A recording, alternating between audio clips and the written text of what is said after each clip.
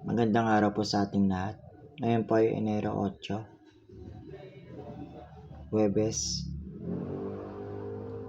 kasunod ng pagpapakita ng Panginoon. Unang pagbasa. Nagbalik si Jesus sa Galilea nang taglay ang kapangyarihan ng Espiritu at lumaganap sa buong kapaligiran ang balita tungkol sa Kanya. Kinaugalian niyang magturo sa kanila ng mga sinagoga at pinupuri siya ng lahat. Pagdating niya sa Nazaret, kung saan siya lumaki, pumasok siya sa sinagoga at sa araw ng pahinga, ayon sa kanyang kinaugalian.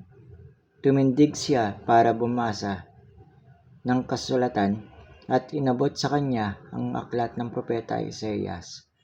Sa paglaladlad niya sa rolyo, natagpuan niya ang lugar kung saan nasusulat, "Sumasa akin ang Espiritu ng Panginoon, kaya't pinahiram niya ako upang ihatid ang mabuting balita sa mga dukha.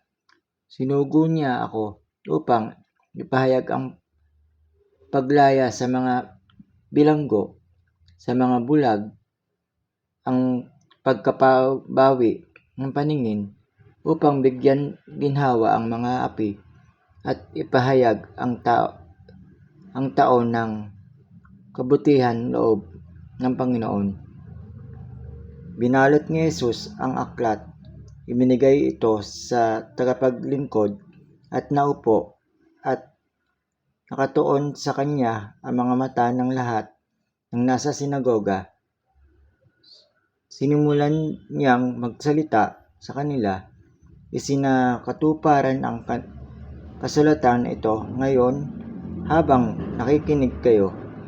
At sumang-ayon silang lahat sa kanya habang nagtataka sa gayong pagpapahayag ng kabutihang loob ng Diyos na nanggagaling sa kanyang bibig. At sinabi niya, "Hindi ba't ito ang anak ni Jose?" Ang salita ng Diyos.